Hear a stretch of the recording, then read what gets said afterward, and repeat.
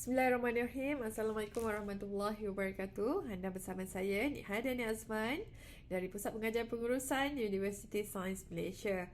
Kali ini saya akan membincangkan berkenaan dengan topik Baitul Mal. Okey, berdasarkan tajuk Baitul Mal, apakah yang anda faham berkenaan dengan tajuk tersebut?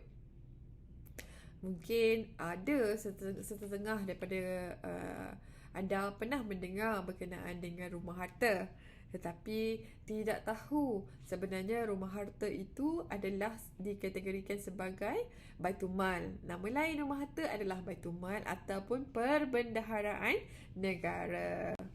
Alright, okay. Sekarang kita akan melihat definisi Baitul Mal. Apakah yang dimaksudkan dengan Baitul Mal ni? Adakah sekadar rumah sahaja ataupun rumah digabungkan dengan harta ataupun tempat untuk menguruskan harta umat Islam atau apa? Okey.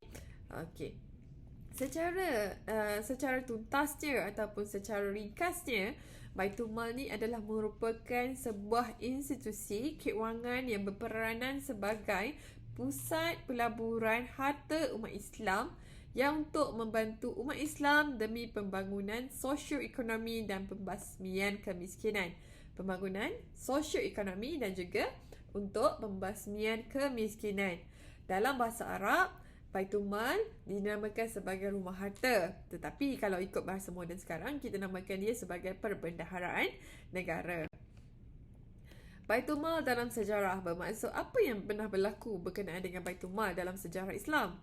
Okey, kalau kita ikut di sebalik tabir, sejarah penubuhan Baitul Mal ni ianya telah wujud dari zaman Rasulullah SAW lagi.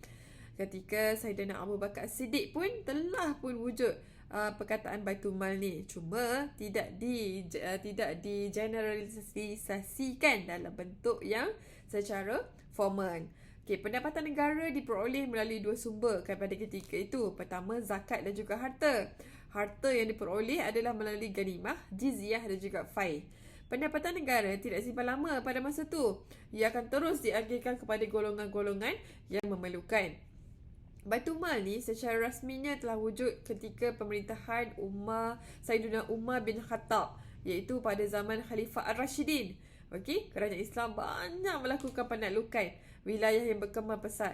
Disebabkan penaklukan yang berlaku, jadi terdapat banyak rampasan harta. Dan rampasan harta ni diletakkan di bawah jagaan Baitul Mal.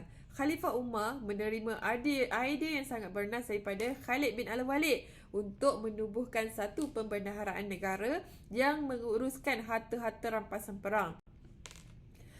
Okey, pada peringkat awal pembendaharaan dikenali sebagai Ad-Diwan, tetapi setelah beberapa tahun ianya diubahkan sebagai dikenali sebagai institusi Baitul Mal, iaitu pada zaman Bani Umayyah.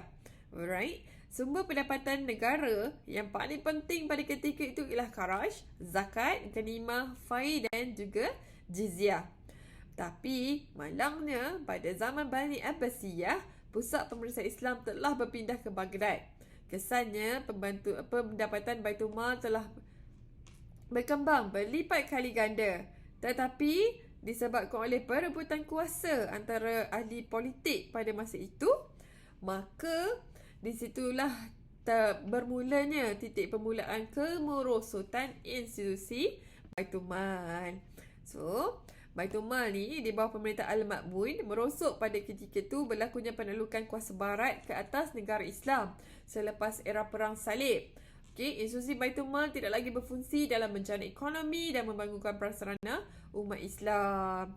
So, ini adalah rentetan peristiwa bagaimana Baitul Mal dilaksanakan ketika pada zaman Khalifah Affan dan keempat Ali bin Abi Talib.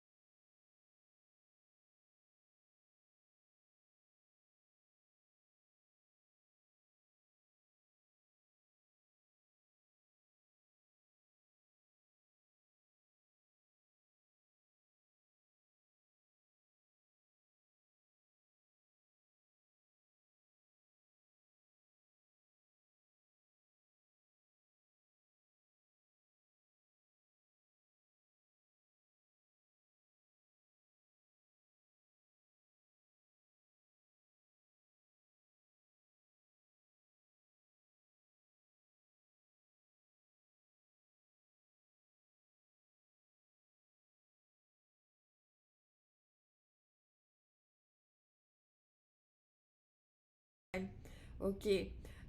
Seterusnya pada zaman Uthman Al-Khattab, golongan pada zaman Umar Al-Khattab kita menyediakan buku kira-kira. Okey, Khalifah Umar Al-Khattab menyediakan satu buku kira-kira mengenai pengaliran wang keluar dan masuk. Di sini juga diperkenalkan diwan ataupun khazanah harta negara yang semakin bertambah, antaranya daripada hasil kutipan zakat, jizyah, sedekah, kharaj, usyur dan juga ganimah.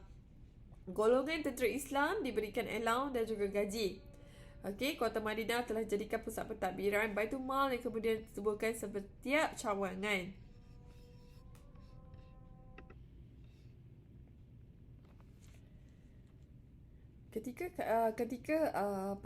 Ketika Khalifah Umar Al-Khattab, harta negara Islam semakin bertambah, antaranya zakat, jizyah, sedekah, kharaj, usyur dan ganimah.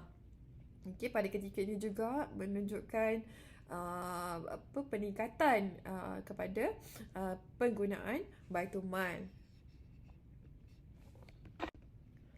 Pada zaman Uthman bin Affan, nak menggunakan dana daripada Baitul Mal untuk membina jalan, jambatan, projek perumahan dan juga kelengkapan tentera. Ia juga dilakukan untuk memperkuatkan angkatan laut seperti membeli kapal dan senjata. Harta rampasan perang yang diberikan kepada Abdullah bin Sa'ad digunakan untuk membayar gaji tentera laut.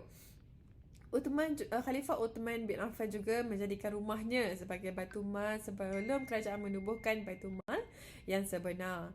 Pada zaman Khalifah Ali bin Abi Talib, ia menguruskan dengan jujur dan amanah serta tidak menggunakan harta Baitul Mal. Ketika berperang dengan Muawiyah, Khalifah Ali tidak menggunakan harta Baitul Mal bagi mentaharkan diri, seperti mana Muawiyah yang menggunakan harta dan wang daripada untuk mendapatkan sokongan orang lain. So, apa yang berlaku dekat Baitul Mal di Malaysia? Di Malaysia, Baitul Mal sebenarnya sudah lama wujud. Cuma konsep dan aplikasinya agak berbeza daripada zaman Khalifah. Sekiranya zaman Khalifah kita namakan Baitul Mal sebagai pusat pemendaharaan negara.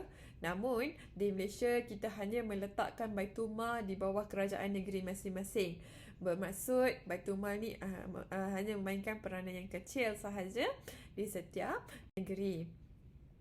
Penubuhan Baitul Mal suatu yang perlu diperuntukkan oleh undang-undang seperti Seksyen 55 dalam kurungan 3. Okey, yang menyatakan semua wang harta dalam Baitul Mal hendaklah terletak di bawah hak majlis yang mentadbirkan semua wang dan harta. Ahli-ahli yang dilantik oleh Sultan yang merupakan ketua agama bagi negeri, dan dari segi perundangan Baitul Mal, perkara agama di bawah kuasa raja dan negeri. Bermaksud Baitul Mal adalah di bawah bidang kuasa raja-raja dan juga negeri. Dari manakah sumber-sumber Baitul Mal ni?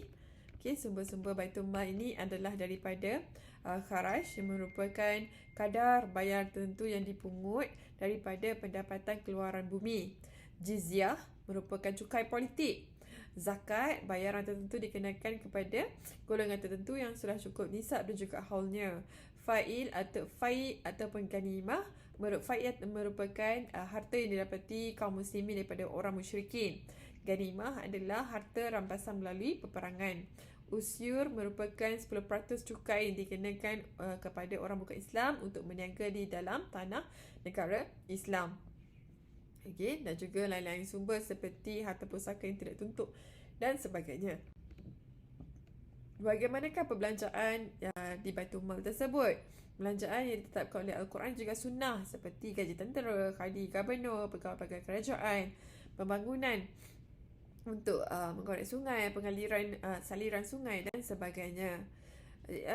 Perbelanjaan juga diberikan untuk menyediakan kemudahan seperti makanan, pakaian, untuk bantuan dalam penjara dan sebagainya.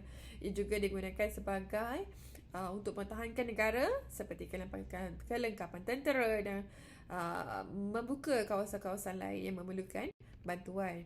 Dan fungsi Baitul Mal ni adalah untuk menyelesaikan masalah kemiskinan di dalam negara kita, termasuklah terutamanya dalam golongan orang-orang miskin. Ia juga adalah untuk menyediakan keperluan asas bukan sahaja untuk pembangunan negara, bahkan merupakan tanggungjawab dan sujud kebajikan ya. Seperti saya nyatakan tadi, adalah untuk pembasmian kemiskinan dalam kalangan golongan-golongan Islam.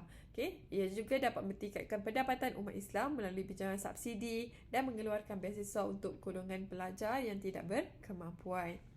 Sekian saja perkongsian dari saya. Sekian, terima kasih. Jumpa lagi di video yang akan datang.